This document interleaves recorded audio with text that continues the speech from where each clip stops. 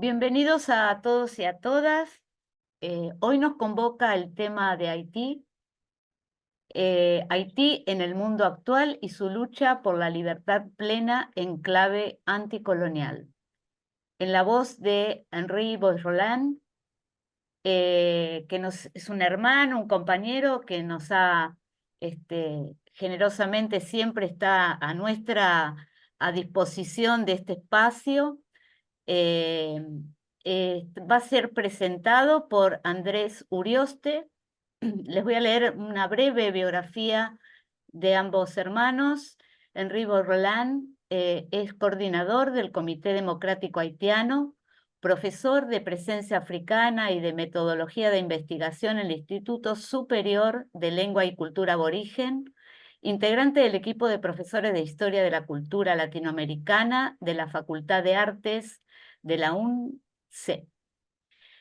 Carmelo Andrés Urioste Gallego es trabajador de la salud, integrante del movimiento negro en Uruguay, con dedicación en temas de derechos humanos e intersección políticas de salud. Integró equipos de implementación de políticas de salud para afrodescendientes en el primer gobierno progresista. Trabajó y articuló con organizaciones indígenas y afrodescendientes de su país, Uruguay, en temas de decolonización y resistencia cultural. Actualmente es parte en representación de su comunidad de la Coordinación por Palestina, Uruguay. Cedo la palabra entonces al hermano Andrés Urioste, que va a presentar al hermano Henri Bois-Roland. Adelante, Andrés. Hola, ¿se escucha? Gracias, buenas noches.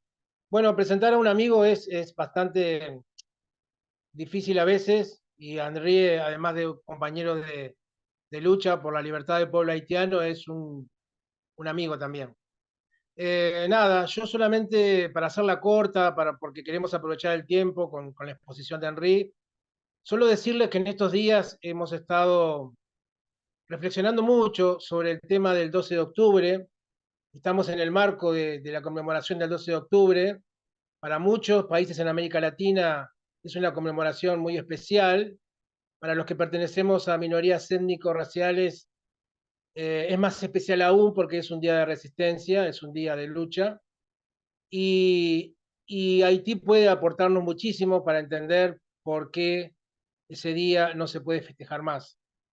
En mi país, por ejemplo, yo pertenezco al movimiento negro y desde hace muchísimos años promulgamos y difundimos que el 12 de octubre, por ejemplo, los tambores no se pueden tocar nunca más.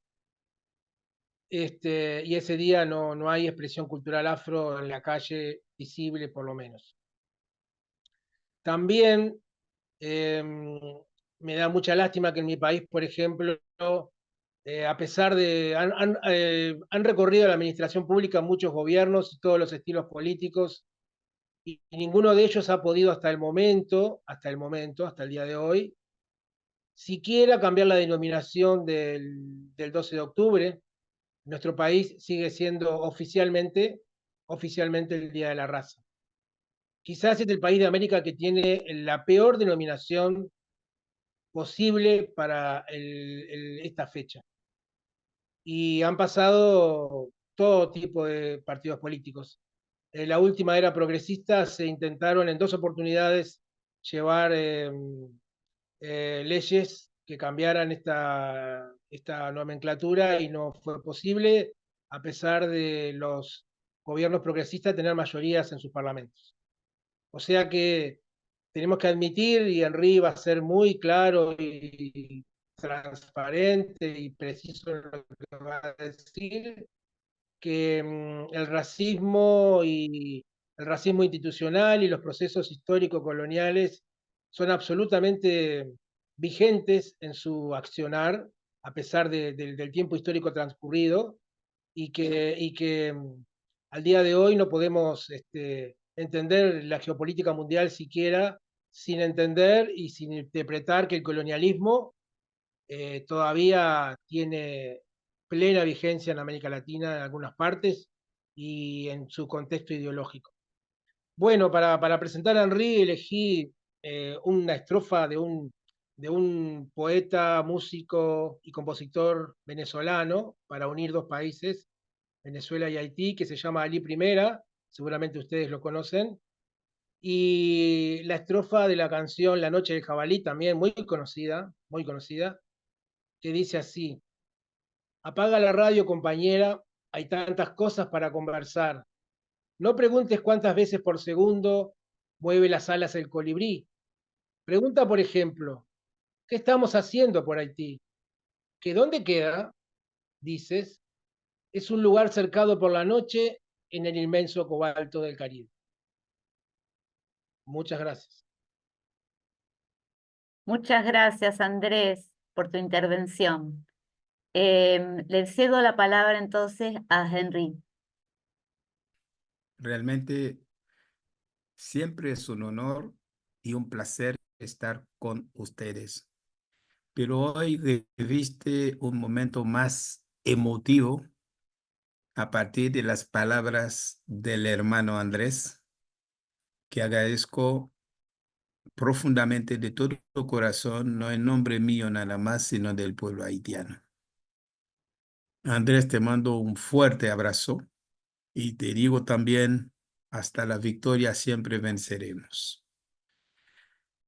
En segundo lugar, quiero felicitar también a ustedes que arman ese tipo de programa, de conversatorio, que no es algo común en nuestra región. No porque no por el hecho de que hay temas que no se tocan en otros programas, no, sino la manera, el posicionamiento, desde qué lugar se habla. Sinceramente me siento cómodo. No soy detentor de ninguna verdad absoluta, absolutamente. Yo no creo eso, pero creo que puedo conversar, razonar, dejar hablar el corazón a veces con ustedes y juntos vamos a tratar de construir algo, saber, conocimiento, demistificar cosas, etcétera, etcétera. Entonces, hablar de Haití en esos términos y en el mes de octubre exige una cosa, hablar de Haití exige una cosa, ¿desde qué lugar uno se para hacerlo? Es por eso, yo digo, mi lugar de enunciación es el anticolonialismo en todos sus aspectos. Eso hay que dejarlo en claro. Ahora bien, yo creo que es un momento también, pensando en el 12 de octubre, no reducir ese espacio que se llama Haití solamente a la gran revolución antiesclavista, olvidándonos de los primeros habitantes, que fueron los tainos, los ahuahuas, los calibes. Haití es una palabra de origen taino que significa tierra montañosa. Entonces me van a permitir arrancar desde ahí. ¿Por qué esto? Porque hay otra gran mentira que dice que Colón llegó primera, en muchos libros dicen que Colón llegó por primera vez ahí, no es mentira. Llegó a la isla de San Salvador, Guaraní, que es una de las islas de las Bahamas, el 12 de octubre cuando gritaron tierra. Después llegaron a Cuba. Y entre el 5 y el 6 de diciembre de 1492 llegaron a la isla de Haití. Bueno, esta isla estaba dividida en 5 cacicados: Marién, Magua, Maguana, Higüey y Zaragua. No importa, dirigido por caciques. Bueno, 1492 1502-1503, bajo el gobierno de Ovando, habían prácticamente exterminado, dije bien, a los habitantes. Y algunos historiadores hablan de que habían entre 2 millones y 3 millones de seres humanos, pero cuando llegaron los primeros africanos, como para ser esclavizados, no quedaban más de 200 o 300. Entonces estamos en presencia de un genocidio, el primer genocidio cometido en la Via Yala. Y no se trata de un genocidio o etnocidio nada más, sino de un epistemicidio también. Porque cambiaron, por ejemplo, el nombre de Haití por Hispaniola. Porque según dicen ellos, esta isla era parecida a una pequeña España. No sé, yo no conozco España, yo nunca fui, no me interesa.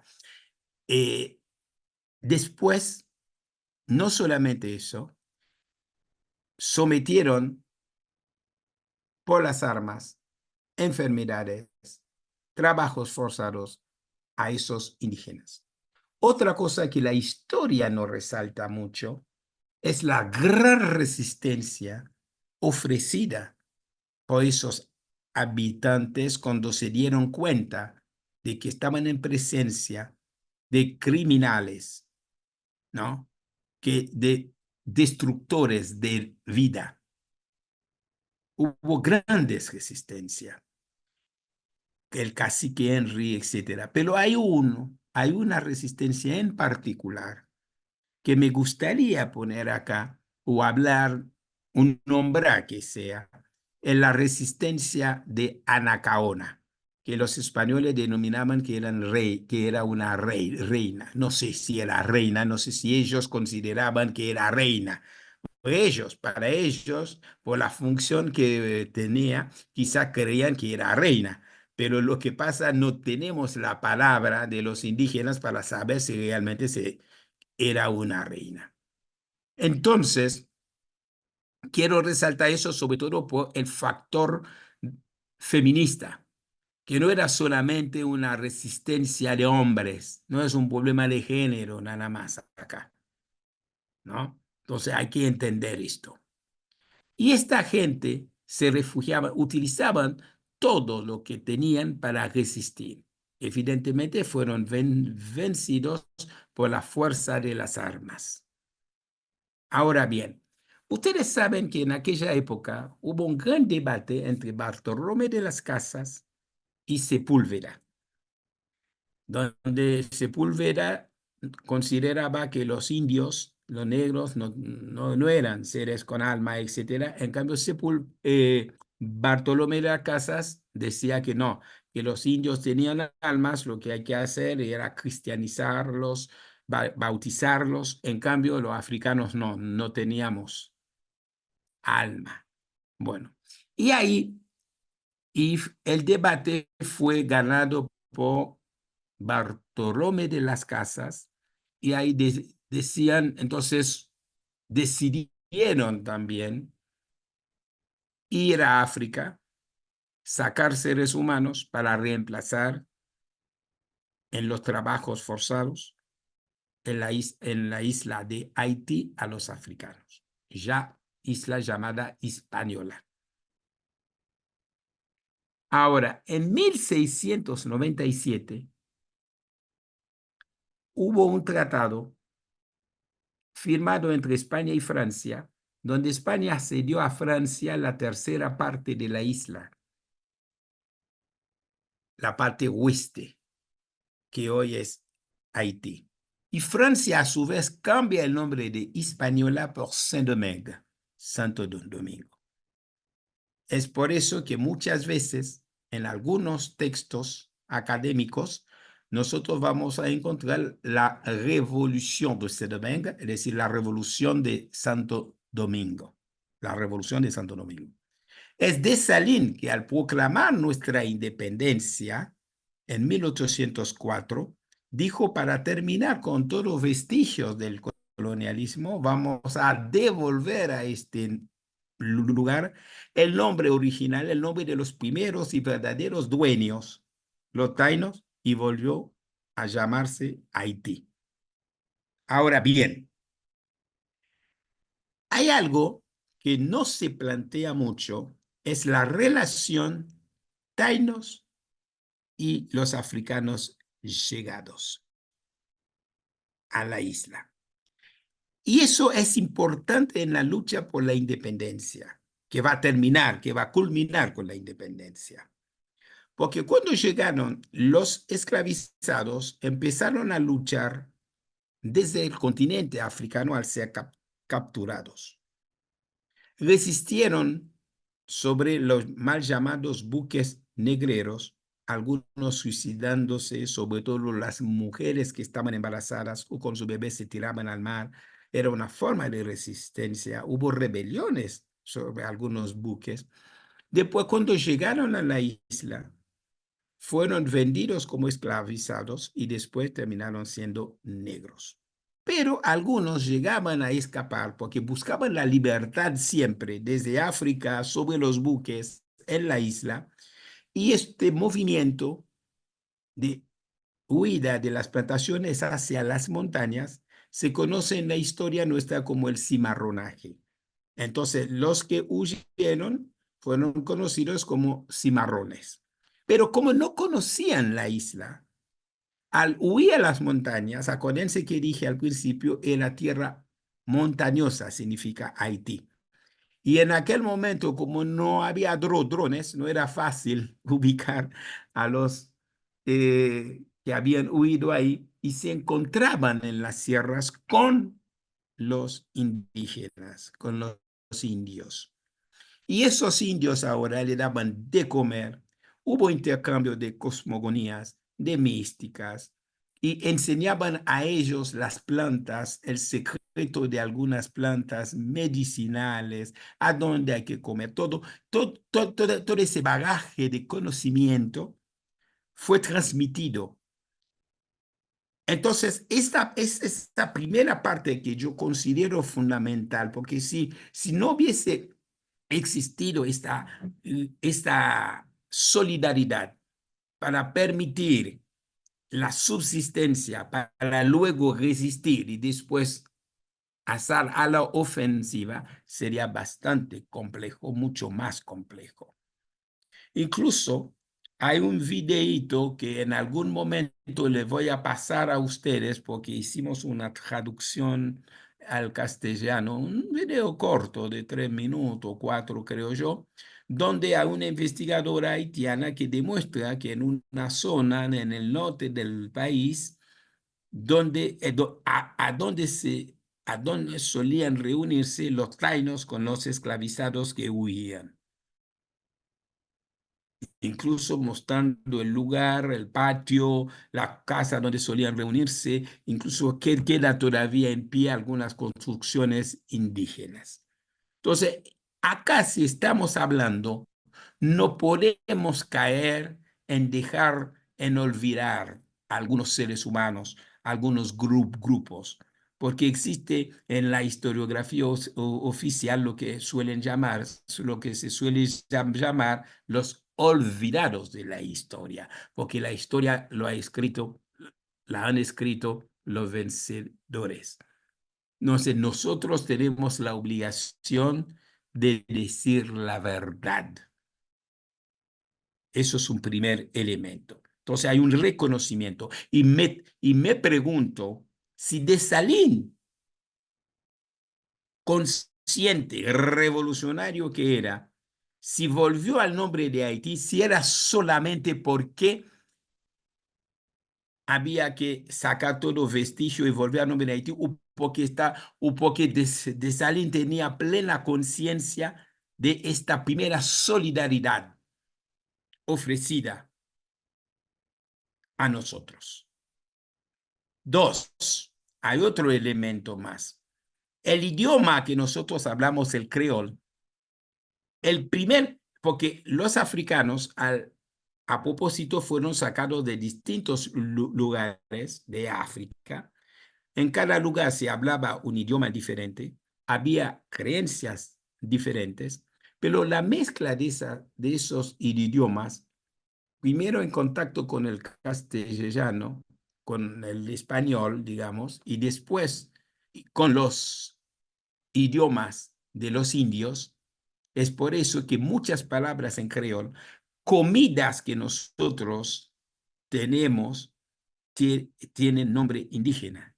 Por ejemplo, casav es un nombre indígena. Y casav es una comida y también es un grupo musical. Hasta en la Martinique hay un grupo musical que se llama casav.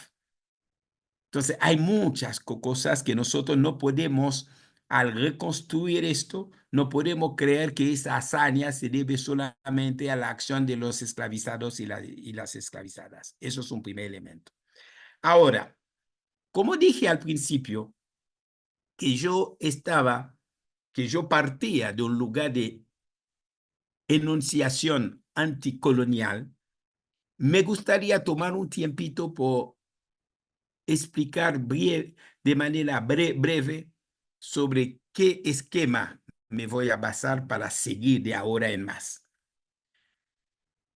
Ustedes saben que Frantz Fanon escribió Piel Negra, Máscaras Blancas, después Los Condenados de la Tierra, etc.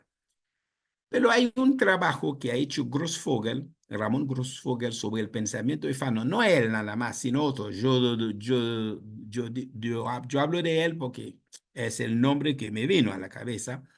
Pero en el esquema de Fanon, si uno pone una línea, traza una línea horizontal y pone H, hombre, al medio, es decir, arrancando desde la letra H, en el esquema de Fanon hay una S arriba y una I abajo. S significa hombres superiores, abajo hombres inferiores. Arriba, es decir, esos seres eran igual, eso era igual a humanidad, a superioridad, a hombre y a zona de ser. Y abajo, inferiores en no humanidad, subhumanidad, no humanidad y zona de no ser. Ahora, dentro de los inferiores, habían dicho que los indios eran subhumanos y los negros eran no humanos. Bueno, ese es el esquema de Fanon. Entonces, en la parte de arriba sí hay explotación. Hay explotación en términos de clase, en términos de género, de sexualidad, de religiosidad, de naciones, etc. Pero las víctimas de esta explotación, las víctimas, nadie pone en tela de juicio, según el esquema de Fanon planteado por Grossfogel, nadie pone en tela de juicio la humanidad de esos explotados. En cambio, en la parte baja de la línea de los inferiores, hay también explotación de clase, de género, de sexualidad, pero ahí se pone en cuestionamiento, se pone en tela de juicio la humanidad. Esto es importante tener en cuenta. Y eso va a permitir ese esquema entender que es fundamentalmente el tema del sistema mundo, un sistema mundo que mucha gente cree que viene de Wallerstein, pero no es cierto que viene de Immanuel Wallerstein. Ese esquema de que hay un mundo central y un mundo periférico, ese esquema viene de Cox, Oliver Cox, un negro norteamericano que ha trabajado mucho este tema, pero son todas estas injusticias de atributo. Incluso el propio Wallenstein reconoció que el esquema de él se basa en lo que había planteado Cox, pero sin embargo todo el mundo repite que Wallenstein es el dueño de esto, ¿no? Como también el tema de la colonialidad del poder, de saber de ser, todo el mundo lo atribuye a Aníbal Quijano. No es cierto eso. No es cierto eso. Todos esos esquemas provienen sobre todo de los marxistas negros del Caribe anglófono. Vamos a hablar del tema de lo anglófono, francófono, etc. Entonces, con ese esquema, nosotros vamos a ver que cuando se estudia algún acontecimiento que está debajo de la línea esta, forzosamente no podemos usar de manera exclusiva las mismas categorías que se usan para examinarlo de arriba. Es por eso que me gusta el nombre de Abya Yala y no de América. Bueno, del conversatorio. Ese esquema que nosotros vamos a ver, por supuesto, hay una dialéctica. Entonces, esa dialéctica fue trabajada muy bien por un brasileño, Guy Mauro Marerini, en un libro que se llama La dialéctica de la dependencia, donde él ha demostrado que hay una superexplotación que se da en este nivel, en el nivel de los países periféricos. Hay un plus producto, un plus valería que se saca de esto. Ahora, es en medio de seres humanos, es en medio de un sistema basado en la esclavitud, en esta parte oeste de la isla, que Saint-Domingue se transformó en la colonia más próspera. Los 2/3 del comercio exterior de Francia dependían fundamentalmente de lo que producían los esclavizados y las esclavizadas. Fíjense, yo no hablé de esclavos ni esclavas, porque para mí nadie elige ser esclavo. En cambio, son esclavizados para demostrar que es por un acto de fuerza que fueron transformados en esclavos. Entonces son esclavizados, no esclavos. Esa gente que tenían cadenas en las manos y en los pies, pudieron en esta parte de la isla romper esas cadenas, pero no solamente de las manos y de los pies, sino de la mente y del corazón. Eso es importante tenerlo en cuenta. Es decir, habían seres, acuérdense de la línea esta, que decían que eran no humanos. Si eran no humanos, significa no podían tener ni ideología, ni táctica, ni estrategia para luchar y vencer a 3 imperios, el español, el inglés y después el francés. Es impensable. Es por eso hay un libro muy brillante de un autor haitiano, de Trujillo, que habla Silencing the Past, silenciando el pasado, donde él ha demostrado que cuando se desarrollaba la revolución haitiana, Occidente no podía entender, hasta ahora Occidente no puede entender esto, porque pertenecemos al lugar de no ser, en la zona de no ser. Entonces, si vos no sos un ser, ¿cómo puedes pensar? ¿Cómo puedes reflexionar? Crear cosas, tácticas. Bueno, el primer gran salto que se dio fue la creación del idioma creol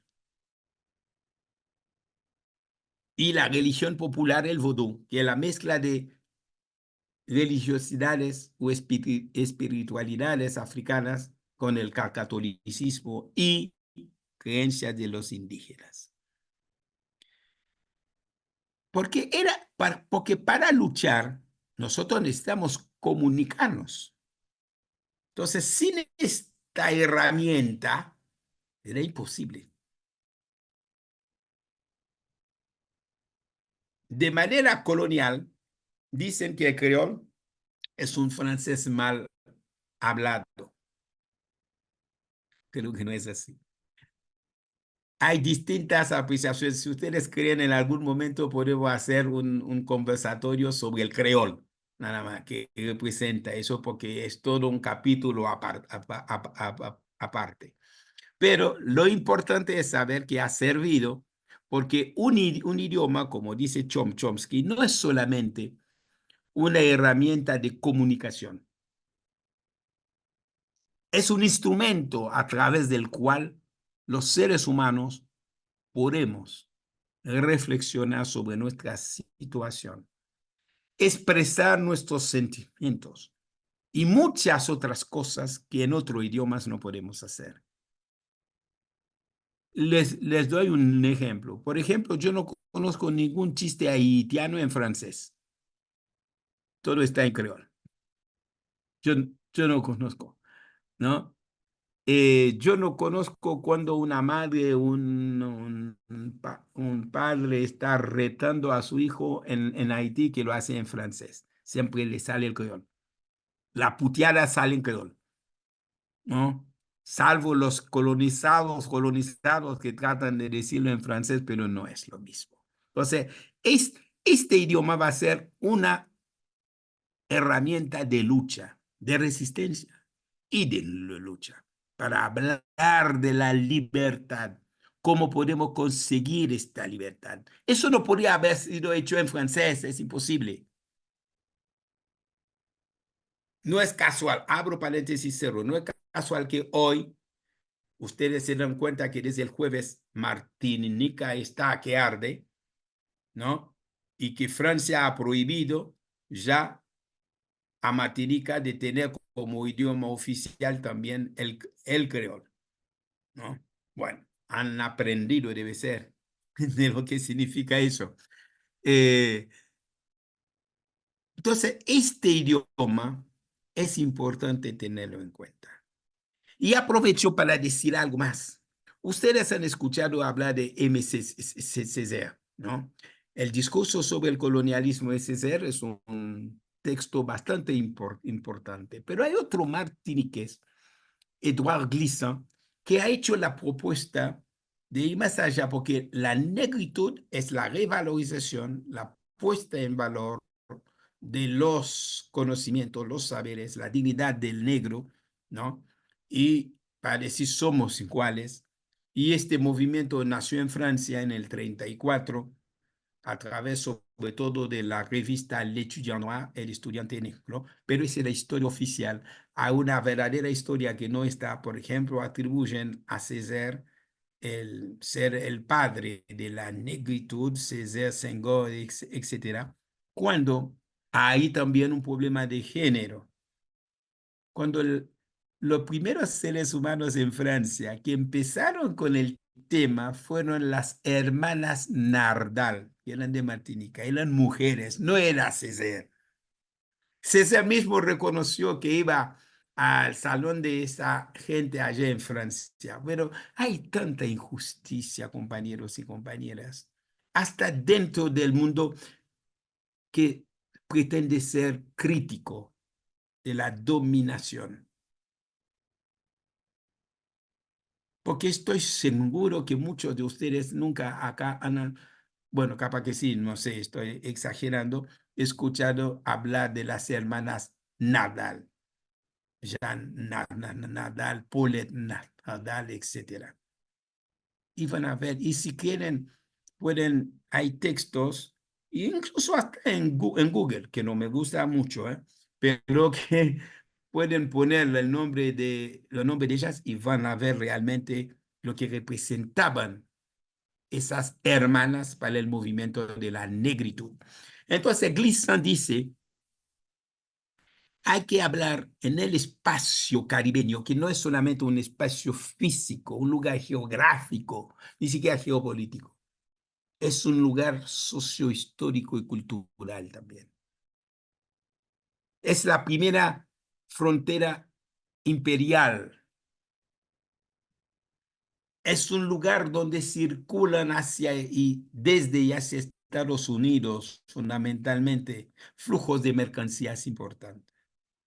Es el primer patio trasero de ellos. Entonces él dice, hay que hablar en ciertas partes del Caribe, hay que hablar de la creolité. La creolización, traducen algunos, creolización, dicen otros, viene sería criollo, pero no es el criollo tal como lo conocemos acá, pero más o menos te da una idea, porque él dice que acá hay un movimiento, la criolité expresa el movimiento de la búsqueda y manifestación de la identidad. Nadie va a luchar por lo que no entiende. Nadie va a morir por lo que no ama. Si no sé quién soy, difícil saber a dónde voy. Como yo siempre digo a los compañeros, a los argentinos negros acá, nosotros los haitianos somos negros, nos sentimos orgullosamente negros, somos negros porque entendemos que de salir la categoría colonial de negro fue sepulturero de la categoría colonial de la mala blanca. Nosotros no estamos luchando por nuestra visibilización. En cambio, en América del Sur, el negro, por eso hablan de afro-argentino, afro-uruguayo, afrodescendiente, qué sé yo. Nosotros teníamos hace un año un programa en la radio en Córdoba, en una radio alternativa, los haitianos, y el programa se llamaba Negros en Córdoba. Y la gente decía, porque por toda la carga negativa, peyorativa que hay sobre el término. Entonces la gente no entendía por qué nosotros insistíamos en esto. A nosotros no nos gustan que nos digan afro-haitiano, morocho, qué sé yo. No, somos haitianos, negros, ¿no? Es decir, porque es un orgullo para nosotros porque hemos vencido. Eso es otra cosa también, ¿no? Hemos protagonizado y hegemonizado la única revolución antiesclavista victoriosa de la historia, ¿no? Entonces, es otra cosa. Y ahí hago hincapié en algo para poder entender, en la raíz de la revolución, dije la colonia más próspera. ¿Qué significa eso? Que hay todas las contradicciones también existían, se podían desarrollar. No era solamente amo y esclavo, esclavo. Incluso dentro de los amos, habían los grandes blancos, que eran los colonos, los que tenían puestos de administración de la colonia, los miembros del clero, después pequeños blancos eran los artesanos, los soldados, etc. Y habían los mal llamados mulatos, los libertos. Mulatos viene de mula, un término muy peyorativo, que eran los hijos de las violaciones perpetradas por los colonos sobre las esclavizadas. Y estos libertos o affranchis o mulatos fueron reconocidos algunos. Sus padres le dieron tierra, tenían plantaciones, tenían esclavizados y algunos fueron enviados a estudiar a Francia, pero no tenían derechos políticos. Por eso hubo lucha de ellos para conquistar sus luchas políticas. Y dentro de la masa de los esclavizados, generalmente se habla de esclavizados de campo, esclavizados domésticos. Y el rigor más fuerte de la esclavitud lo sentían más los esclavizados de campo. Pero había otra división más. Los esclavizados criollos, los nacidos en la isla, y los esclavizados, llamados bozales, los recién llegados. Incluso en el momento de la revolución, había mucho más esclavizados bozales que esclavizados criollos, porque la vida de un esclavizado no superaba los 7 o 10 años. Entonces había necesidad permanente de traer, de buscar gente a África para estar. Otro factor, yo hablé del creol, el vodú es otro elemento importante de decir que acá hay un Dios que nos odia, pero nosotros tenemos otro Dios que nos va a ayudar. Entonces, dejar de lado el esquema del catolicismo fundamentalmente para hacer resurgir, ¿no? Espiritualidades africanas. Bueno, Por supuesto que en términos de lenguaje racista se hablaba de magia. Y el vudú hasta ahora es presentado como magia. Y la magia que hace mal es la magia negra. La magia que hace bien es la magia blanca. Bueno, eso nosotros sabemos esto. Los norteamericanos hicieron una película que se llama La serpiente y el arco iris, pero realmente hay haitianos que se volan al ver la película esa, pero yo me río porque a cosas que ponen en la película, yo digo, ¿dónde sacan esa cosa? ¿Qué sé yo? ¿Dónde inventaron eso? Que es sobre el vodú. Yo les recomiendo para ver. Se llama La serpiente y el arco iris. No tiene nada que ver con lo que es el vodú. Pero seguimos hablando. Entonces había contradicciones también entre los propios blancos y las metrópoli, porque ellos veían que ellos estaban en la isla soportando un montón de cosas y tenían que mandar un montón de cosas a Francia a partir del Código Negro, donde el Código Negro 1685 es un reglamento científico, jurídico, que ordenaba la esclavitud, ¿no?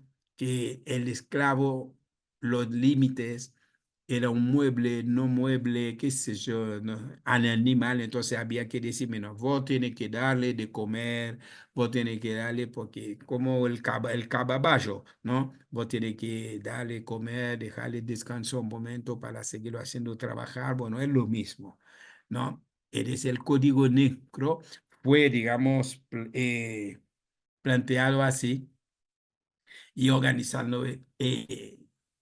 Era el aparato jurídico, político también, que ordenaba la administración colonial esclavista. Ahora bien, hay otro elemento que hay que ver. En el desarrollo de la lucha de clases, hubo enfrentamientos entre los esclavizados y los mulatos. Y cuando los mulatos se dieron cuenta que los blancos no iban a permitir nunca a ellos tener la igualdad política y fueron vencidos en el campo de batalla por los ejércitos de los esclavizados, aceptaron unirse, pero mantenían sus intereses de clase. El otro elemento que no se nota mucho es el tema del tipo de guerra. Fue una guerra popular de todos, una guerra popular, a veces de guerrilla, a veces abierta, etcétera. Por eso la consigna era libertad o muerte, no era libertad, igualdad y fraternidad, como dicen, es mentira eso, era libertad o muerte. Y la otra consigna era cortar cabeza, quema casas, cupitet bulicay, de salir. Era tierra arrasada para obtener esta libertad. Era necesaria la violencia revolucionaria para destruir la violencia esclavista, la violencia colonial. El otro elemento que no se habla mucho es el peso de la demografía, porque en el momento del triunfo había, algunos hablan de 700.000 esclavizados frente a 20.000 o 30.000 libertos y blancos. La diferencia era abismal y había una voluntad de libertad. Entonces, ese peso es importante. Hay que tenerlo en cuenta también en la ecuación. Es una variable, hay que ponerle un valor para poder resolver esta ecuación. Son los factores que van a incidir. Otro factor también son las contradicciones en Francia desde su revolución también. Por eso yo rechazo la idea de que la revolución haitiana era hija de la revolución francesa o es más perfecta. Para mí es otra cosa. Yo no niego la importancia de la revolución francesa o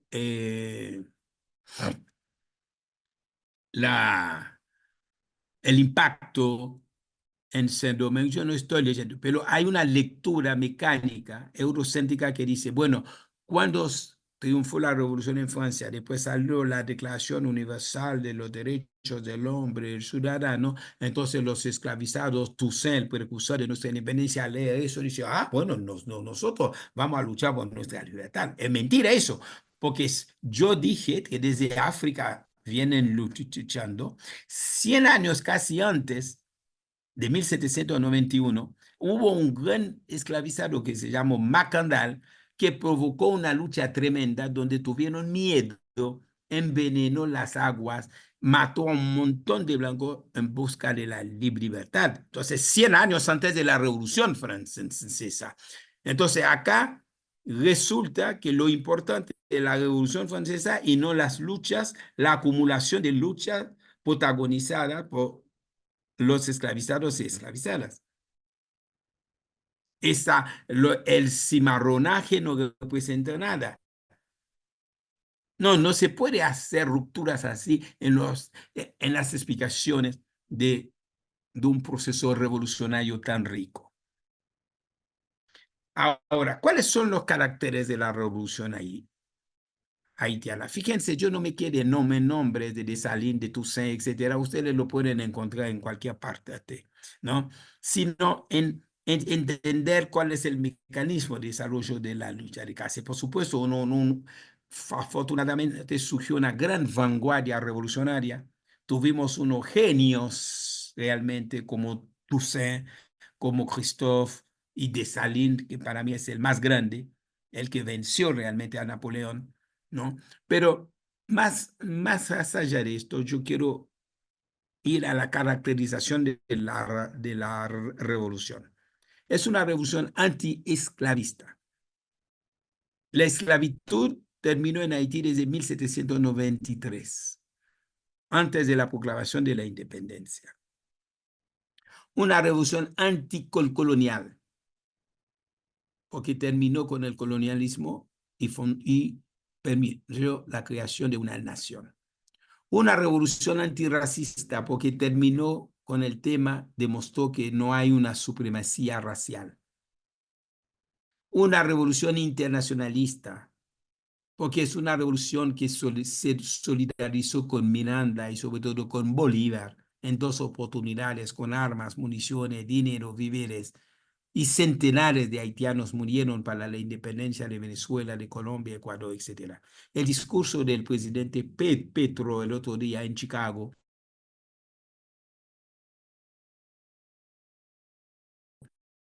de Haití. Por eso que a él le gustaría ir a Haití para agradecerle al pueblo haitiano, como lo hizo alguna vez el presidente Chávez. Es una revolución antipatriarcal. El rol de la mujer en la revolución y el rol que fue asignado a la mujer después es importantísimo, antes que se habla del movimiento feminista, etc. Es una revolución universalista, porque no fue una revolución para los negros y las negras nada más. Fue una revolución para todos los seres humanos. Tal es así que Napoleón, cuando mandó las tropas para restaurar la esclavitud en 1802, dentro de las tropas había alemanes y polacos. En determinado momento de la lucha, esa gente, sobre todo los polacos, pasaron al bando revolucionario. Y Dessalines, al reconocer este gesto, ese acompañamiento, dio la nacionalidad a esos polacos, tipos de piel blanca, ojos verdes o azules, y les dio tierra. Hasta ahora hay descendientes de polacos en una zona que se llama Casal, cerca de Puerto Príncipe. Y en la Constitución de 1805, en el artículo 14 bis, Dessalines hizo poner una frase, un planteo. Cualquier ser humano que quiera habitar este suelo y que quiera vivir acá, cualquiera sea el color de su piel. Lo que significa que él entendió que el color negro, el color era una categoría colonial, sepulturero de la categoría colonial llamada blanco. La revolución es esta. Entonces, esta revolución que nosotros, que han vilipendiado por lo que han tergiversado, han tratado de ocultar, representa uno de los acontecimientos más grandes de la historia de la humanidad. Porque si ahora se está hablando de libertad, etc., el primer lugar donde, porque si bien los Estados Unidos tomaron su independencia o proclamaron su independencia en 1776, es decir, antes que nosotros, pero mantuvieron la esclavitud hasta fines de la Guerra de Secesión en el 65, por favor. Y sabemos todo lo que significa esto. Ahora, ¿por qué digo que es una revolución antirracista? Porque terminó con la supremacía. Sabemos muy bien que el racismo, que el término raza no es un término científico, no tiene asidero ni en la biología ni en la genética. Pero algunos autores importantes dicen que sí es cierto, sobre todo los que defienden el marxismo negro, dicen que la raza existe como constructo social, que es un ordenador de la explotación laboral, del trabajo, donde el de color de piel más clara hace el mismo trabajo que yo, pero le pagan un poco más que yo, que a mí. Le pagan un poco más que a mí. Entonces hay que tener en cuenta. Y hay textos que yo no lo estoy diciendo yo nada más, sino yo me baso en textos de Oliver Cox, por ejemplo, de Cedric Robinson, que escribió un libro genial que se llama El marxismo negro. Y hay un español, Montañez Pico, que también ha escrito sobre esto. Por eso hay trabajos que son desde un planteamiento decolonial, anticolonial, que nosotros tenemos que leer para poder estudiar, para poder avanzar sobre esto. Y en esto, por ejemplo, vieron que muchas veces se habla del Caribe anglófono, Caribe francófono. Si lo que hablamos francés sería Haití, Guadalupe, Martinica, La Reunión, etcétera, etcétera. Términos que no me agradan mucho, porque en Haití, ¿cómo voy a decir que Haití es un país francófono si solamente hablamos francés los que pudimos ir a la escuela? Pero todo el mundo habla creol. Por eso yo vuelvo a Glissant,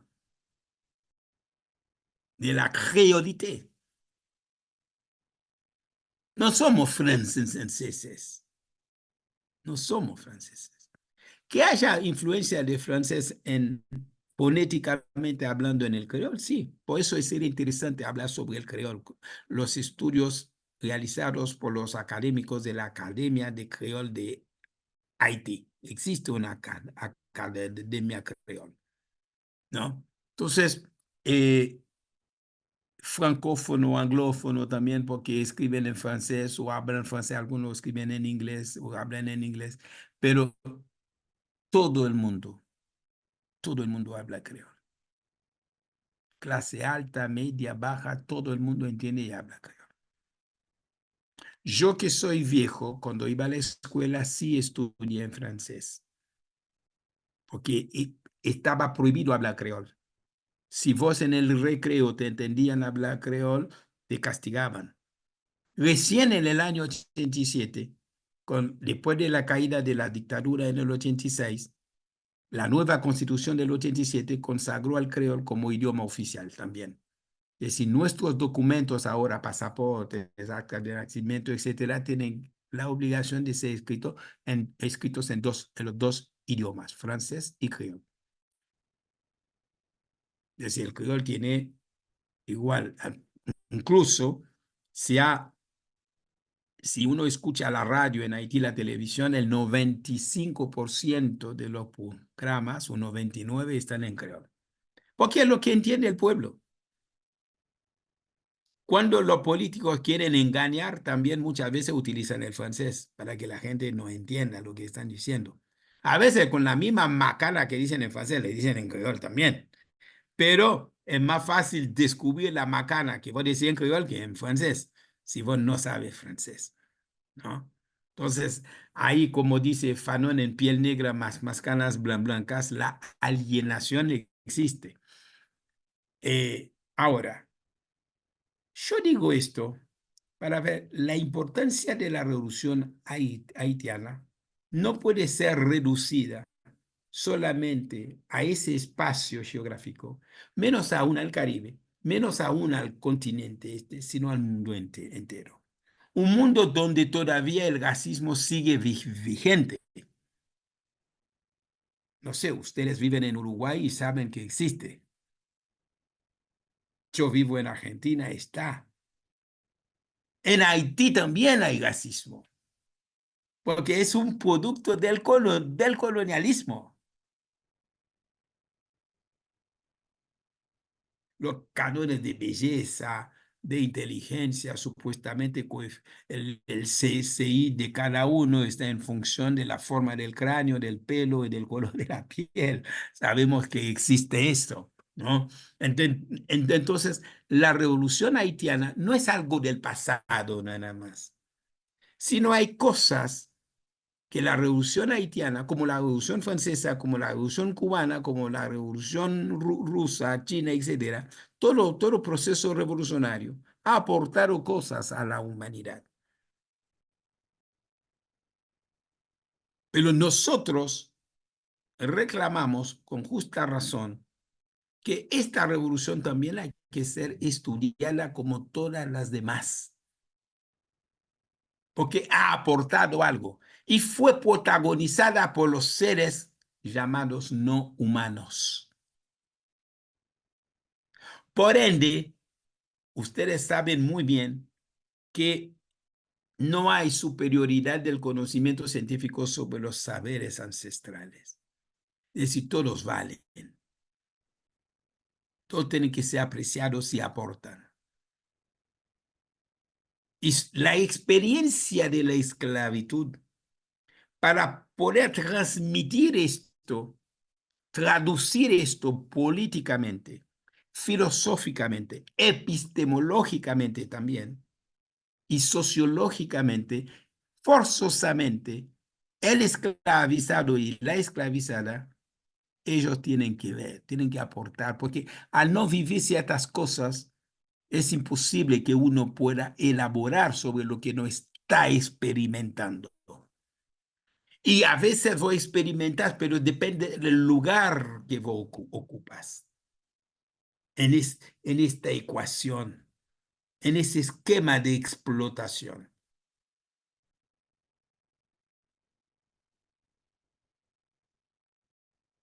No sé si hay alguna pregunta porque voy a pasar a otra parte de este proceso. Me gustaría si quieren que aclare algo, si quieren, no sé, si alguien quiere hacerme una pregunta porque voy al otro aspecto, a los límites de la revolución. Sí, hermano.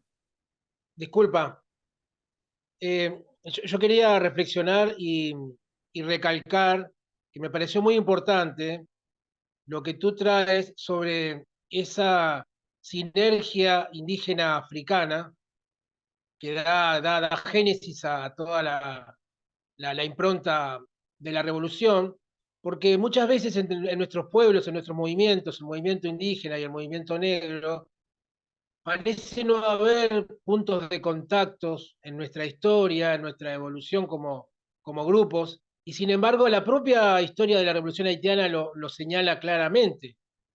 Ellos no podían haber desarrollado toda su estrategia y su capacidad de lucha si no hubieran sido acobijados, ayudados por los propios indígenas locales, por los propios habitantes locales. Digo esto porque a veces cuando uno participa de un movimiento negro o indígena, a veces hay como pequeñas fisuras que hacen que no aunemos estrategias, porque creemos que venimos de orígenes diferentes, y es verdad, pero en la lucha y en la resistencia siempre hemos estado juntos. En nuestro país, por ejemplo, Artigas siempre estuvo rodeado de negros e indígenas, pero ambos grupos tenían sus campamentos aparte.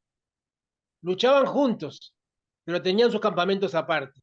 Y yo creo que es importante lo que trae también la revolución haitiana como lección de que los pueblos siempre se juntaron cuando había que tener un fin común, ¿verdad?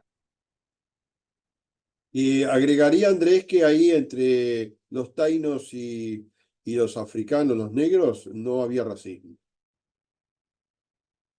No habría racismo.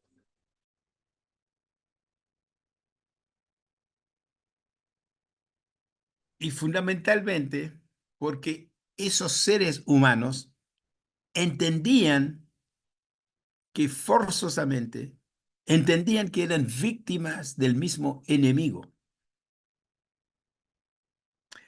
Y otra cosa, no tenían la misma concepción de la vida, de la tierra, de los seres humanos que los europeos españoles o franceses. También esas cosas eran importantes. Habían concepciones de vida, había filosofía diferente, había cosmogonías diferentes y eran más cercanas las cosmogonías africanas con las cosmogonías indígenas. Son cosas diferentes, son existencias sociales diferentes. Entonces, el color de la piel no era un obstáculo, menos aún para decir que uno es más lindo, uno es superior, uno es más inteligente, que todas esas cosas.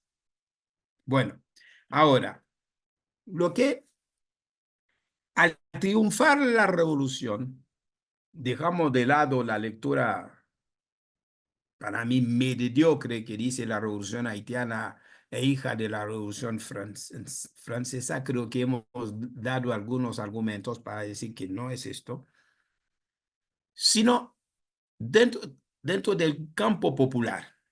Algunos creen que la revolución haitiana es producto neto del protagonismo de esclavizados y esclavizadas, sin tener en cuenta lo que hemos hablado recién, y creo que es un error. En segundo lugar, algunos creen que lo tienen en cuenta, pero creen que la revolución haitiana es algo totalmente perfecto, sin fallas, sin errores, etcétera. Por ende, no piensan en las limitaciones. Y yo creo, a la luz de lo que nos está pasando en este momento, frente a las limitaciones demostradas por la izquierda haitiana, por el campo popular haitiano, creo que hay que remontar este hilo histórico para poder decir, bueno, ¿cuándo se creó esta nación? ¿Sobre qué bases fue construida? Y ahí vamos a encontrar que se resolvió brillantemente, de manera genial, la contradicción fundamental de aquel momento de esclavitud versus libertad, pero las contradicciones que ya existían en la época colonial entre los dueños de las plantaciones, que eran también affranchis, con los que no eran dueños, en términos de clase, surgían de vuelta con fuerza. Porque hay un factor que me olvidé decir de la victoria, que es la unidad entre los mulatos y los negros. Pero esta unidad no podía mantenerse a la hora de construcción de la nueva nación, porque ellos no estaban dispuestos, los libertos, los mulatos, a perder sus plantaciones o a repartir de manera igualitaria la tierra, porque la tierra es la única riqueza que realmente había. Entonces, ahí ese conflicto fue resuelto a favor de ellos. La contrarrevolución que triunfó en 1806 fue esto. Ganaron ellos, asesinaron a Dessalines y sus lugartenientes, etcétera. Entonces, es un primer límite que vemos. No se ha podido construir una sociedad en base a preceptos revolucionarios, sino algunos fueron retrógrados, reaccionarios. Incluso el propio Dessalines se hizo proclamar emperador. Christophe también se hizo proclamar rey cuando el país se dividió a la muerte de Dessalines. ¿Qué significa eso? Porque el proyecto que triunfó fue el proyecto de los esclavizados criollos. Toussaint y Dessalines eran esclavizados criollos nacidos en la isla. De alguna forma estaban más imbuidos del sistema colonial. En cambio, los africanos recién llegados querían reproducir en la isla los esquemas que ellos vivían, que no era rey, emperador, qué sé yo, todas esas cosas. Entonces, esos conflictos no fueron resueltos, compañeros y compañeras. Y esas cosas representaron limitaciones. Y además es un error garrafal de creer que porque una revolución ha triunfado, eso significa que se trata de una obra perfecta. Los seres humanos no podemos producir nada perfecto. Perfectible sí, pero nada perfecto. No podemos producir esto. Entonces, tenemos que reconocer los errores, las limitaciones para poder corregir. Si no, no hay autocrítica. Uno tiene que saber, el diagnóstico tiene que hacerlo bien. Yo doy un ejemplo para ilustrar, no me gusta tomar ejemplo para demostrar nada, pero para ilustrar lo que voy a decir, porque para mí no es una demostración científica a partir de ejemplo, pero quiero ilustrar algo. Yo puedo ver a Silvia, yo puedo ponerle un termómetro y veo que tiene fiebre, tiene 38 y pico. Pero un médico puede saber por qué tiene fiebre. Porque él tiene un conocimiento, un método que va a aplicar para saber las causas. Entonces, la manifestación de algo, el tema de reconocer la manifestación de algo no significa conocer este algo y poder resolver este algo. Eso quiero decir. Entonces, nosotros tenemos que conocer nuestras limitaciones, verlas y remontarlas. Y no idealizar absolutamente nada, transformar en idolatría nada. Cuando yo hablo así de la revolución haitiana, no quiero transformar, no quiero plantear ningún centrismo, haitianocentrismo, negrocentrismo, africano. Estoy en contra de todos los centrismos, no solamente contra el eurocentrismo. Incluso creo que hay cosas que aportaron Europa a la humanidad, a pesar de todo. Entonces, creo yo, es importante no caer en esa especie de extremismo que no nos lleva a ningún lado. Una revolución realmente humanista es una revolución que apunta realmente a la libertad de todos los seres humanos, independientemente del lugar, de su color, etcétera. Ahí tenemos que apuntar. ¿Eso significa desconocer el valor de lo que hice? No. Entonces es importante ver esas limitaciones. Hay otras limitaciones también. La revolución se dio en un concierto, en un mundo hostil. Nadie nos ayudó ni a luchar, ni para construir. Al contrario, fue castigado. El país fue aislado, como fue con Cuba.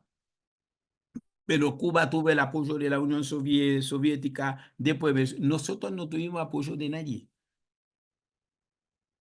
Y cuando triunfó la contrarrevolución, en 1825, Francia exigió para el reconocimiento de nuestra independencia el pago de una deuda, que había que indemnizar a los colonos que habían perdido sus plantaciones, sus esclavizados, de 150 millones de francos oro. Después disminuyeron a 90 millones. Haití tomó más de 100 años para pagar eso. Terminó de pagarlo en 1947. Como dijo el comandante Fidel Castro, fue la primera deuda externa de un país del tercer mundo. Y ustedes saben lo que significa la deuda externa. Hoy se está calculando que esta deuda equivale a más de 100.000 millones de dólares. Incluso ya no hay duda, hasta el presidente del Consejo de Transición de Haití fue a la ONU y reclamó esto. Aristide en el 2004, en el bicentenario, lo reclamó esta restitución y una de las causas por la cual fue derrocado, ¿no?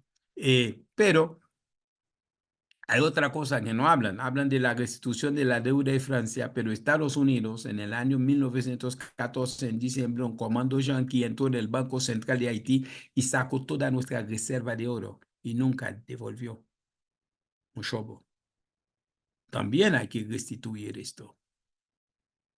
Entonces, cuidado. Si bien Haití ayudó a Bolívar, Bolívar lo reconoció, Bolívar escribió su carta en Jamaica, llamó mi benefactor al presidente Pétion haitiano, ¿no? Pero cuando organizó el primer congreso anfitriónico, no invitó a Haití. No invitó a Estados Unidos y no invitó a Haití. Eso también es parte de la historia.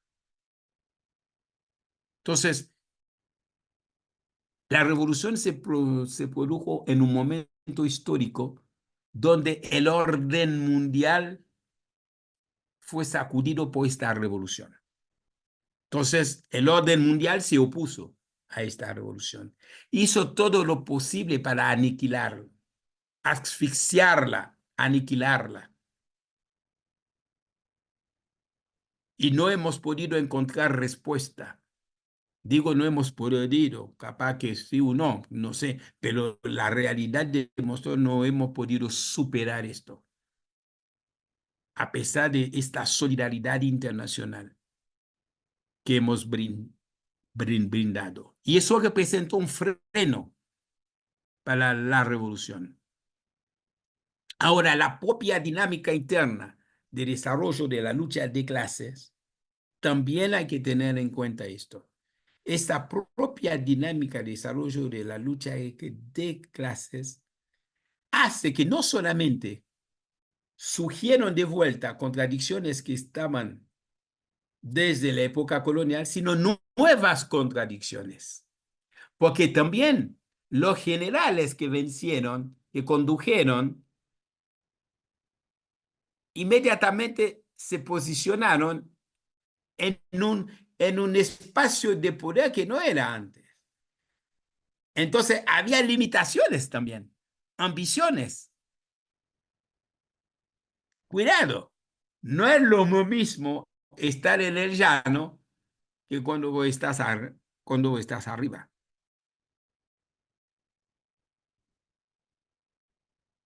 Hubo manifestaciones en ese sentido que es real. Incluso el sistema de trabajo que ellos idearon representaban de alguna forma, incluso desde la época de que Toussaint era gobernador antes de la proclamación de la independencia, porque Toussaint fue gobernador de la isla, había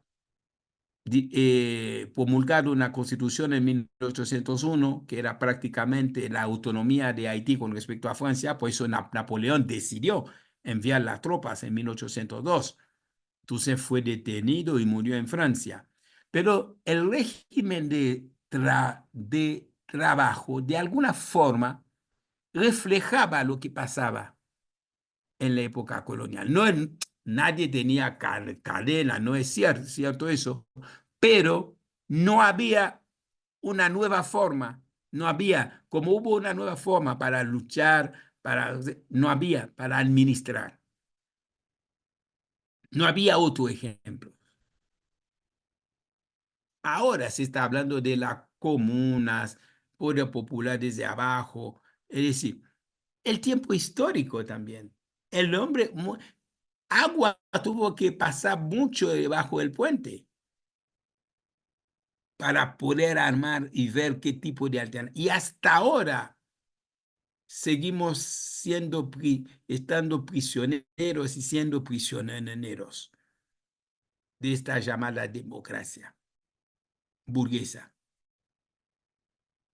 creyendo que todo pasa a través de elecciones, qué sé yo, tener un parlamento, diputados, senadores, poder ejecutivo, poder legislativo, todas esas cosas. Cuando yo creo en esto, por ejemplo, Haití, un país inmensamente empobrecido, no pobre, empobrecido digo yo, tiene embajadores en Francia, en Estados Unidos, en Argentina, en Brasil, y tal cosa, qué sé yo, una serie de gente inútil que no sirve para nada en ningún lado, ¿entendés? Donde tenemos que priorizar realmente lo que sería útil para nosotros, pero el esquema tenemos que desarrollar relaciones internacionales, estando en las Naciones Unidas, unas Naciones Unidas que cada día da calambre, deja mucho que desear, no puede parar ninguna guerra, se está haciendo un genocidio en Gaza ahora, no puede frenarlo, al contrario, Netanyahu el otro día tuvo la audacia de decir que saquen las tropas de la ONU del Líbano, en el norte del Líbano, porque si no, ahí van a sufrir. ¿Entendés? ¿Qué es esto? No sé, la ONU no sirve para nada, ¿no? No puede para nada. Han mandado tropas a Haití y han violado niñas, mujeres, han dejado niños, han puesto el cólera, hicieron un desastre. Entonces estamos en un mundo donde necesitamos justamente retornar, estudiar a fondo esos procesos revolucionarios. No digo el de Haití nada más, sino para poder sacar enseñanzas que nos pueden guiar y ayudarnos un poco. Y producir nuevos conocimientos también. No creer que todo está escrito en un libro. No estoy en contra de leer, de estudiar, no estoy diciendo, bueno, sería realmente un cínico al decir esto, porque tuve posibilidad de estudiar, pero lo que quiero decir que sería que es importante esto, importante saber que las revoluciones las hacen las masas, los dirigentes son pueriles, como dice Mao, son circunstanciales, sin masa no hay revolución, las verdaderas heroínas son ellas. Y podemos aprender mucho, tenemos que saber mucho, aprender mucho de esas experiencias. Es importante. Entonces, la revolución haitiana interpela desde este lugar de enunciación que dije yo, anticolonial, por ende ahora añado anticapitalista y antiimperialista. Porque la revolución haitiana, al ser antiplantación contra las plantaciones, fue un ataque y antiesclavista, fue también anticapitalista, porque la esclavitud representó una de las piedras angulares para la construcción y desarrollo del capitalismo. Sin esclavitud no hay capitalismo. Hay otros factores que entran, pero sin esclavitud no hay. Y cuando vos atacás las plantaciones también, que era la base de estructuración del sistema de producción, yo decía, 2/3 del comercio exterior de Francia dependían de esto. Y es válido para Inglaterra, para España, para Países Bajos, etcétera, etcétera. Disculpa, Henry, Sí, odio hacer un corte ahora porque me gustaría seguir escuchándote 2 horas más y quedamos en la previa antes de empezar que no va a ser la única intervención de Henry, sino que vamos la semana que viene a hacer una segunda parte. Podríamos dar lugar a algunas preguntas. Hay un compañero que está pidiendo la palabra, yo también me gustaría intervenir. Probablemente Andrés también haga alguna intervención. Y una vez eso, tú puedes seguir porque además el compañero Henry tiene que retirarse a las 20:30 o un poquito antes porque tiene otro compromiso. ¿Qué te parece si empezamos una ronda de preguntas hasta donde vaya y después tú seguís? ¿Te parece bien? Bueno, Rubén. Hola, buenas noches a todas y todos, Henry. Un gusto escucharte y verte otra vez. Gracias de nuevo. Tengo una pregunta para ti. Cuando Napoleón envía las tropas para recuperar la esclavitud, ¿el sentido era tener el control de la producción azucarera o que lo estaría perdiendo? Porque o había un sentido de que continúe Francia teniendo dominio sobre Haití.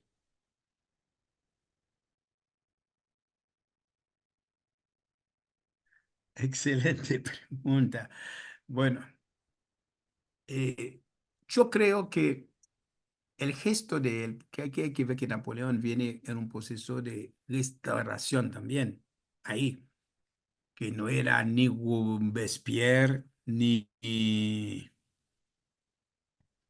Marat, aquí hay que entender. Pero no podemos reducir su acción a un tema económico nada más, si bien él fue fundamental. Pero no hay que olvidar que Francia sabía que su potencia se debe a la explotación colonial. Entonces era necesario mantener las colonias.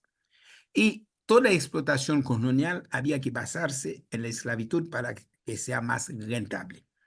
Entonces, por ende, había que restaurar la esclavitud en Saint-Domingue. Pero al mismo tiempo, en términos raciales, ellos entendían que los negros habían avanzado demasiado. Ya la autoridad, la supremacía, la superioridad blanca no se veía, no se plasmaba, porque el gobernador de la isla en aquel momento era Toussaint. Incluso se emboló cuando él escribió una carta de Toussaint, dice, del primero de los blancos al general Toussaint, porque Toussaint fue ascendido a grado de general del ejército, y Toussaint le contestó, del primero de los negros al primero de los blancos. Entonces él entendió, había también ese carácter, aquí hay que entender, había varios factores que influyen. Y al Y mismo tiempo, Toussaint había peleado también con las fuerzas españolas, ¿no? también españolas, ingleses también, sí, sí, sí, después pasó en Otra contra. razón para Por eso, quitarlo. exactamente, de cualquier forma, él fue ascendido a grado de general del ejército francés, ¿no? Y después dominó toda la isla. Ahora, fue gobernador. Entonces, había las razones económicas, racistas, y había también otra cosa. El orden mundial de en aquel momento exigía a Napoleón actuar así. ¿Por qué? Porque Haití iba a representar un mal ejemplo. Lo que pasaba en Saint-Domingue iba a ser un mal ejemplo. Y hasta ahora, por eso Galeano habló en un texto de haitianismo, la enfermedad esa, había que evitar.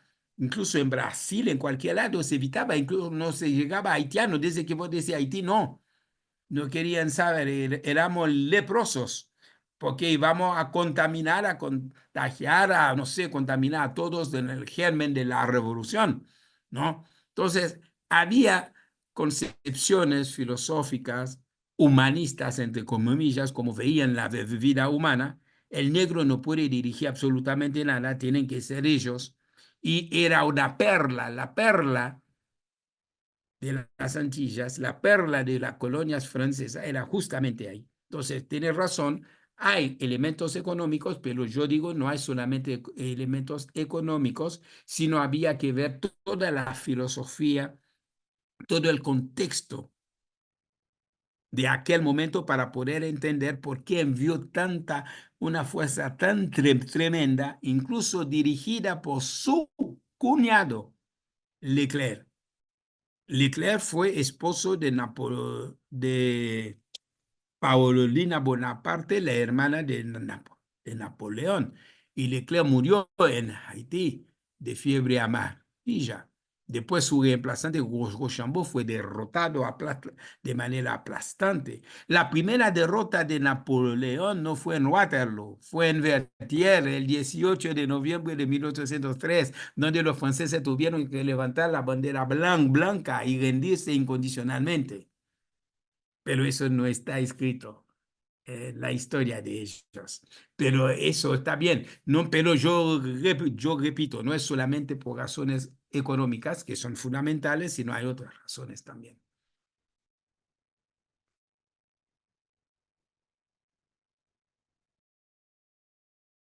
Bueno, tomo la palabra.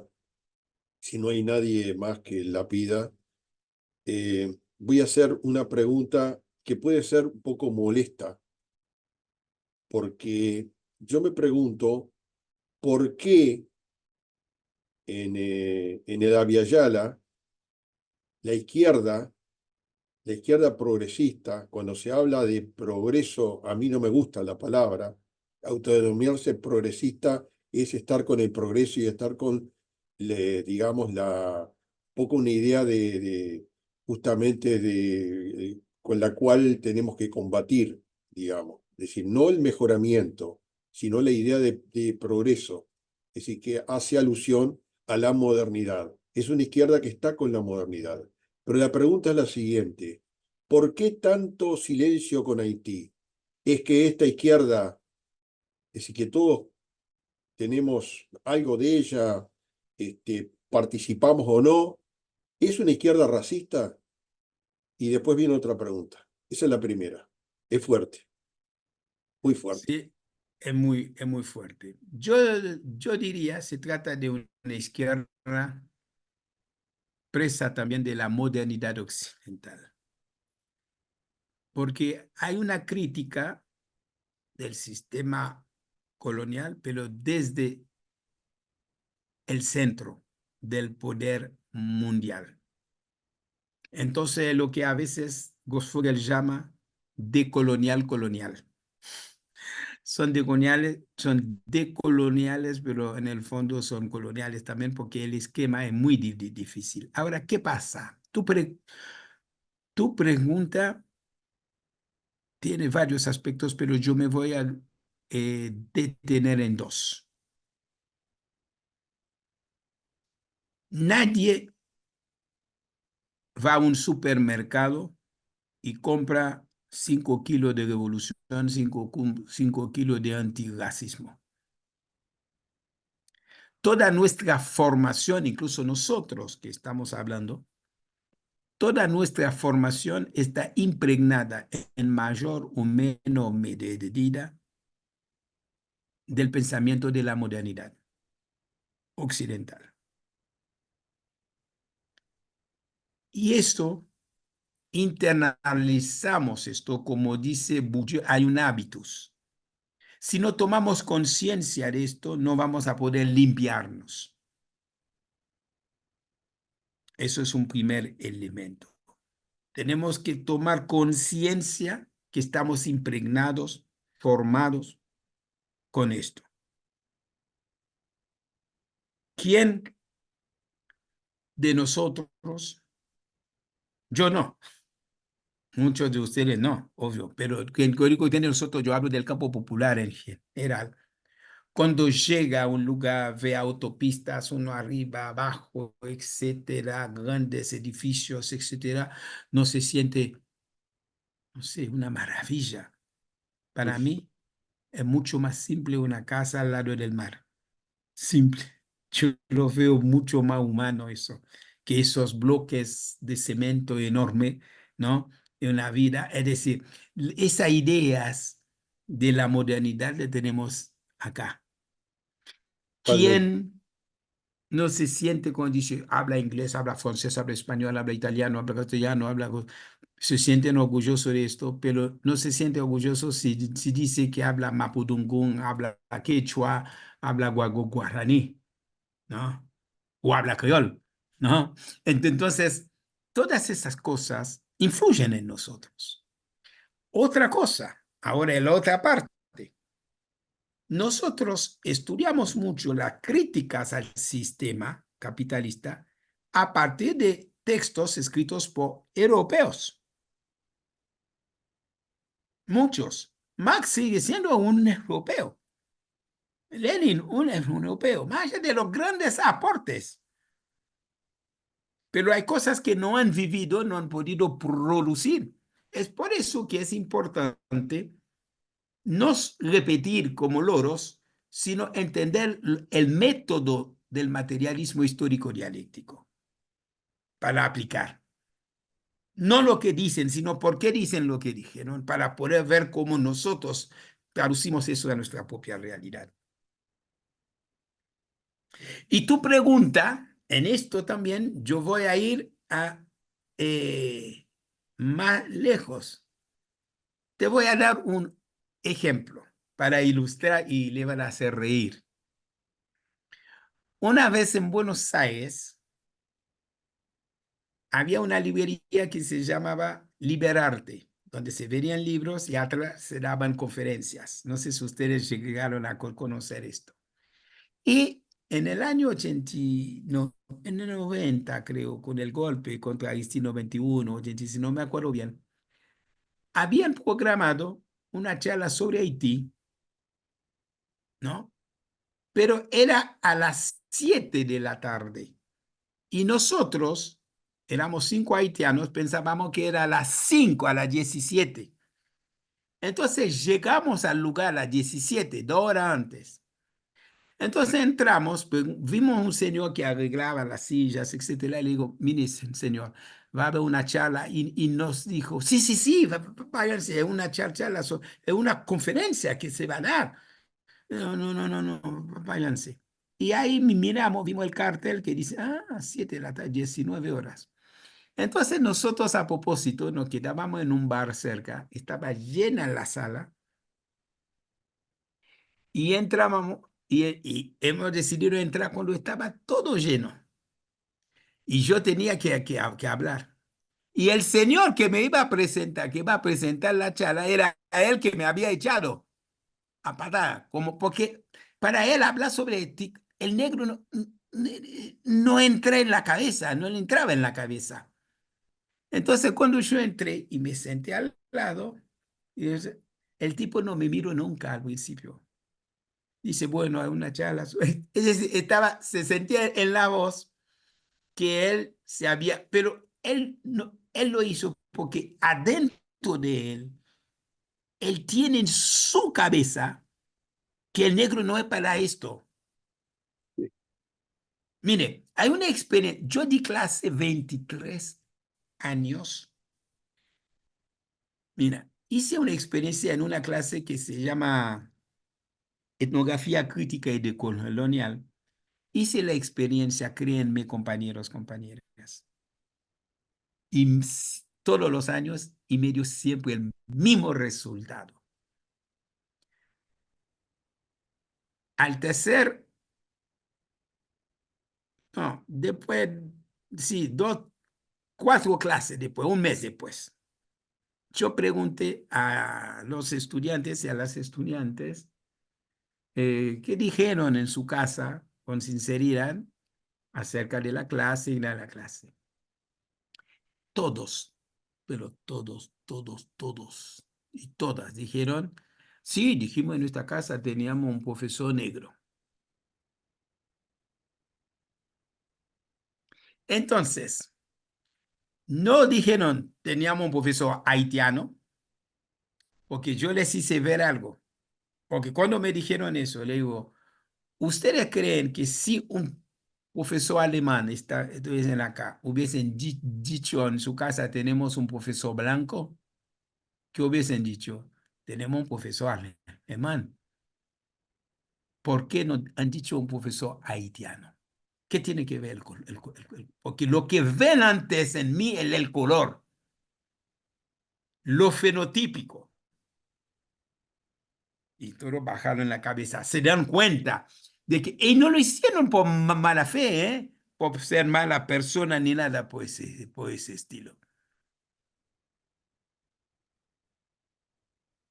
No lo hicieron.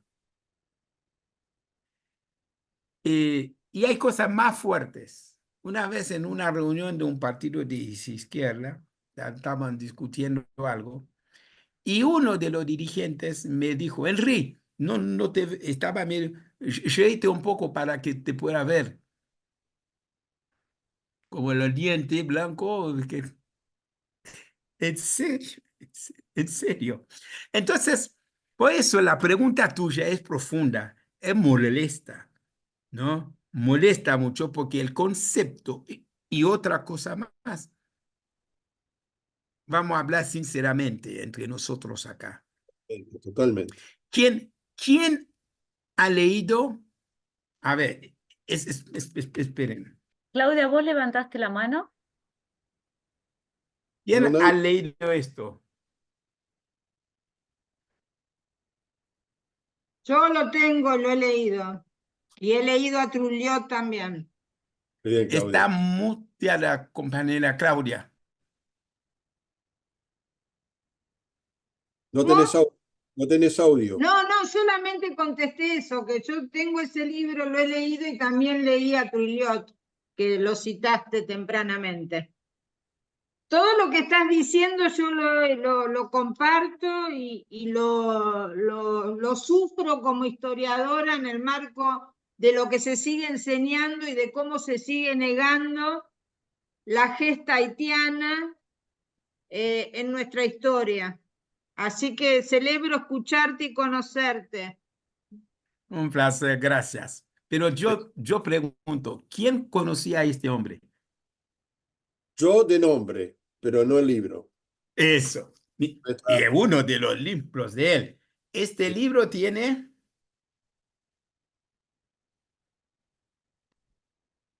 550 páginas.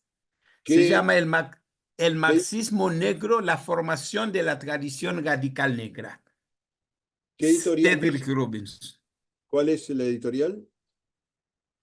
El traficante de sueños se llama. No es algo que se consigue acá. A ver, porque me han dicho que hay una nueva versión. Yo tengo esa Sí, misma, ¿eh? Yo tengo esa misma y la he comprado en Rosario. sí. Prácticas constituyentes, ¿no? Cedric Robinson. Mira, es un texto y hay otro, bueno, no me voy a levantar, otro más, para decir que hay muchos textos de gente que ha producido desde nuestros lugares y no hemos dado tanta importancia porque tenemos en la cabeza a Foucault, a Bourdieu, a Jean-Paul Sartre, a Simone de Beauvoir, a Derrida, ¿entendés? A Marx, a Lenin, a Engels, que hay que leer, que hay que estudiar, Lukács, Rosa Luxemburgo, que hay que leer, pero hay otra gente que hay que leer. Por ejemplo, hay que leer a Césaire, hay que leer a Fanon, hay que leer a Edward Said. Por ejemplo, si uno habla del orientalismo, hay que leer a Said. Y, ¿cómo se llama el que escribió el retrato del colonizado? Albert Memmi. Uno no puede estar hablando de colonizado sin haber leído antes a Albert Memmi. El retrato del colonizado para mí es como si habla de marxismo, no sabe el manifiesto, no sabe la contribución a crítica de la economía política. Es decir, no sé. Entonces, todo eso que dice Eduardo, yo creo que es parte de esto. Y al vivir en un mundo racista, al vivir en un mundo que ve antes el color de la piel, si sos gordo, si sos petizo, si es alto, si es flaco, si es no sé qué, estamos viviendo en este mundo ¿no? Lo primero es el fenotipo que surge, que ve, que nos enseñan esto, ¿no? Por ejemplo, yo estuve en Uruguay varias veces. Andrés me hizo ver, me llevó una vez con el otro Andrés a ver lo que se llama, con antes del carnaval sale candomblé, qué sé yo, tocan, pasan por algunos barrios, etcétera, etcétera, Las llamadas. etcétera. Las llamadas. Bueno, ellos me llevaron, me explicaron, etcétera, etcétera.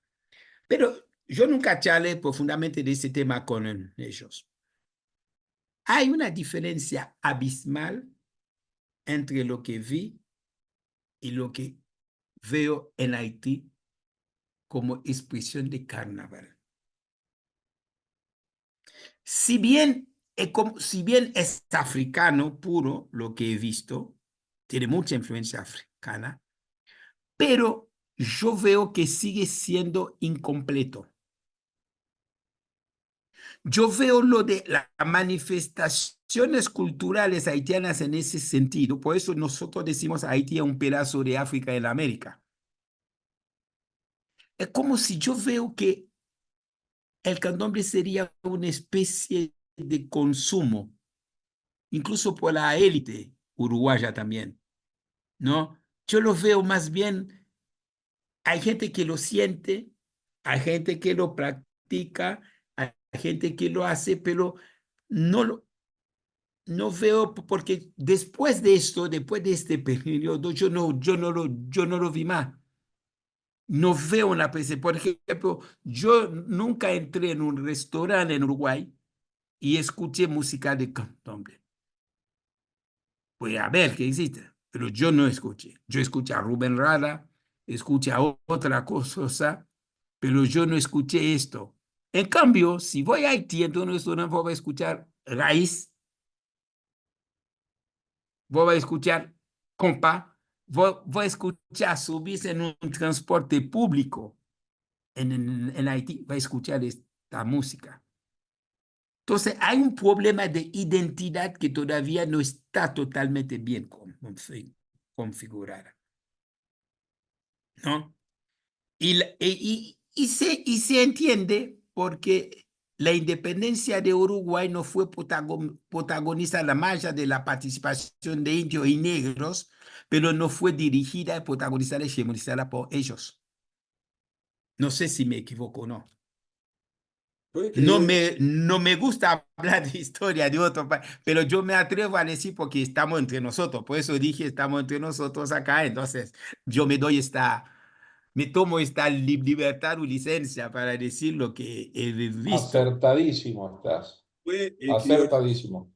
fue De, el criollaje que traicionó a Artigas. El ¿Cómo? criollaje, Ah, sí, sí, es cierto. ¿Sabe quién me enseñó eso? que Fernando Moyano.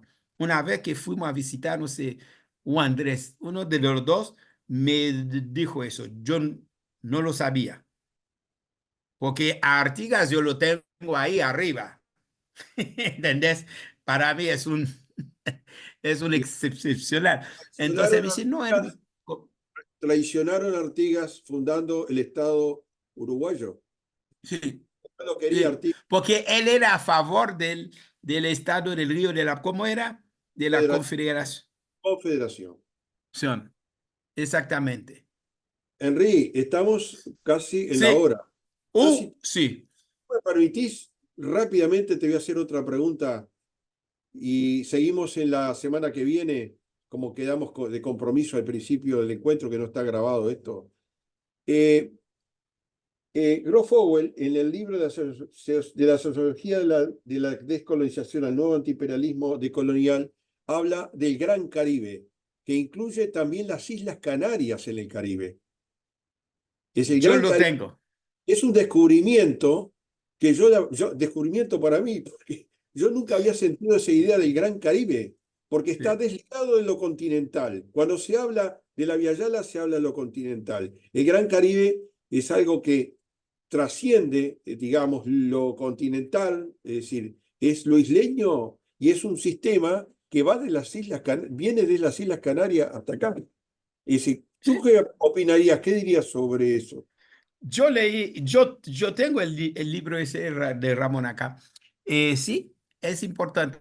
Porque, por eso dije al principio lo que pasa, hay tanto elemento que uno, sí, yo lo tengo. No puedo, uno no puede decir todo por una vez. Pero dije al principio, no hay que ver el Caribe como espacio geográfico, nada más, sino un espacio sociocultural histórico.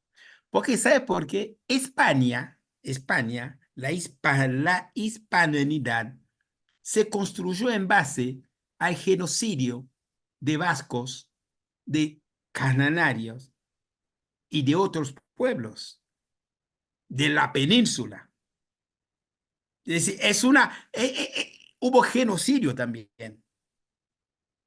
Hubo genocidio. Hay que entender esto.